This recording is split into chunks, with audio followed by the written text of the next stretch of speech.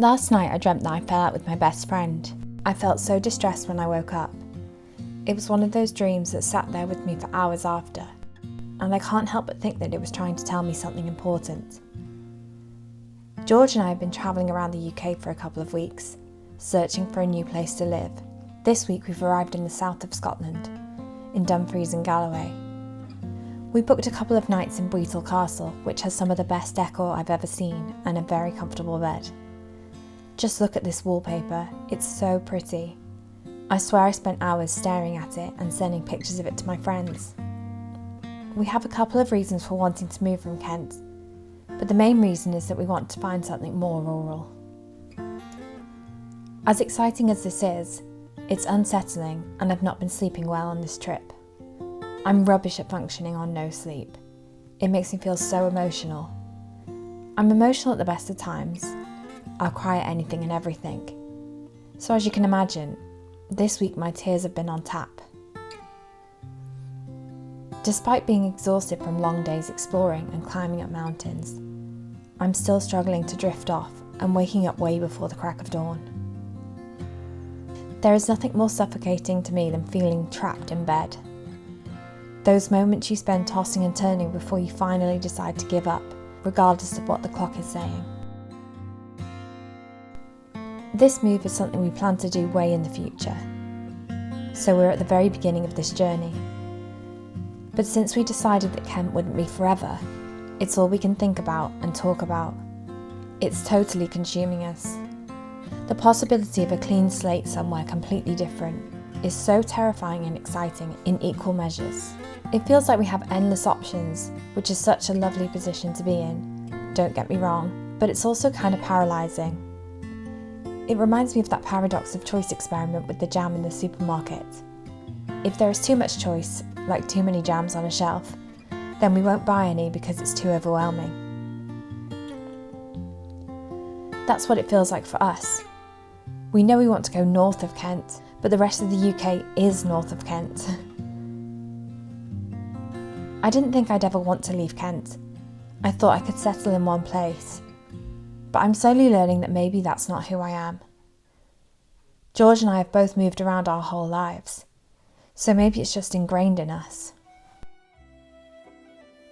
We're in Galloway Forest, which is it 300,000 miles square foot? 300 square miles.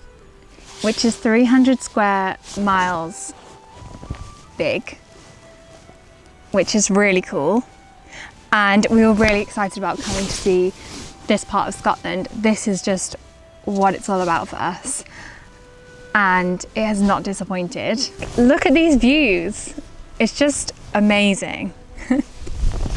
I'm feeling pleased because it's one of those rare occasions where I feel like I have dressed really appropriately for the weather and got the perfect amount of layers on. And I don't like to push fashion too much anymore because it's kind of just obviously find that fast fashion is just really exhausting and keeping up with trends is really exhausting and just doesn't fit with me morally.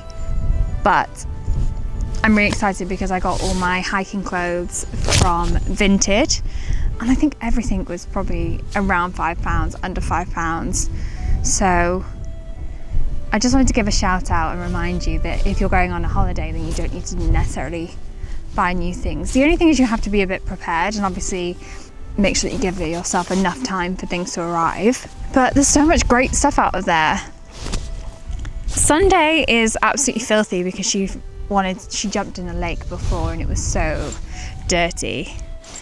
So that's been pleasant to be in the car with. This walk's actually been quite a nice one. I thought it was going to be much steeper than it looked when we got out the car because this monument is up so high on the hill, but it hasn't actually been that steep. It's been quite a nice walk up. I like the way all the terrains feel.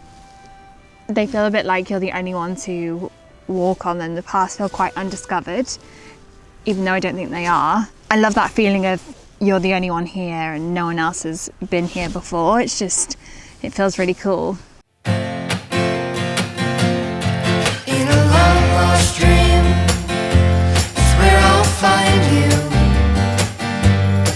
With the wind blowing through your hair, brings me to my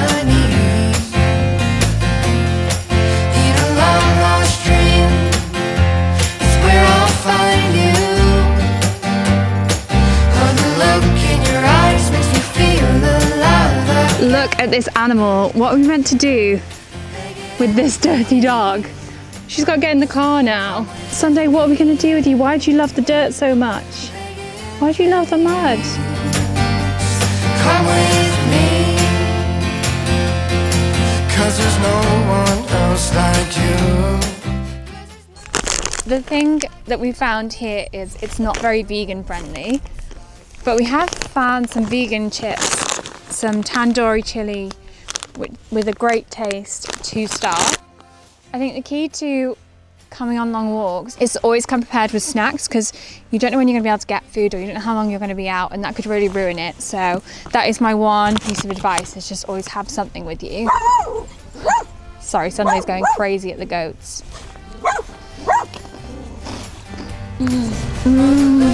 That texture.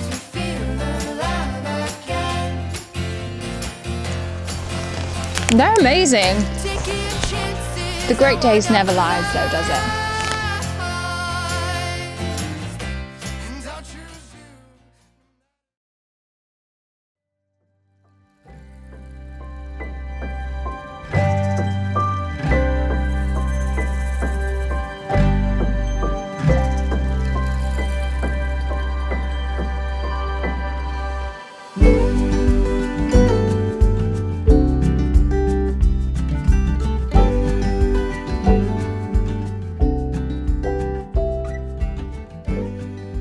We've seen some of the most incredible scenery in Scotland.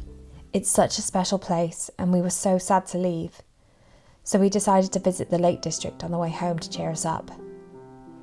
I kind of wish we hadn't, because it made us want to move here too, and added another place on our list. I'm a big fan of Beatrix Potter, so we had to visit her home, Hilltop. Not only did I love her books as a child, but I loved that she saved so much farmland from development too. I think she donated 4,000 acres when she died, which is such an incredible legacy. Preserving land in the countryside is something that's so close to my heart.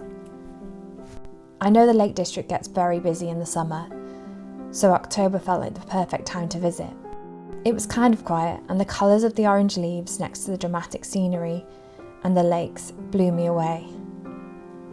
I swear I've never seen leaves go this orange before.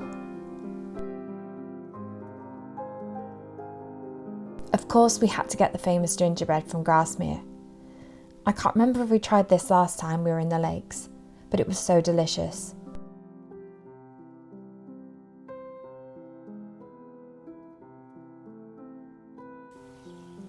We came to the Lake District about 5 years ago for my 30th birthday actually. I remember it being good, but I just don't remember it being this good. And I don't know whether maybe I wasn't old enough to appreciate it, or whether we just saw it and I forgot how good it was, but it's absolutely incredible. We came actually during lockdown, and that was the first holiday we'd ever taken Sunday on. But it really is a special place, and we weren't actually going to come today, but we decided, why not? We're in the area, let's make the trip, and I'm so glad that we did. As much as I enjoyed visiting the lakes and the Scottish lowlands, I definitely got scared once I arrived, and it dawned on me that we were actually going to leave our southern lives behind at some point. I started to think about all the things I'd miss or be giving up. I panicked when I didn't get that "I belong here" feeling instantly, and I realised how much pressure I'd put on this trip. And I think this is where the dream came in. It was reminding me to appreciate what I have, and falling out with my friend was a symbol for this. Of course, we all get angry with people we're close to. We can be irritated by our friends once in a while, but if they're not around anymore, we'll miss them. I know we will move house, but I can't live in limbo until then. I need to appreciate my life as it is right now and make the most of the south while I'm still there, because it won't be forever.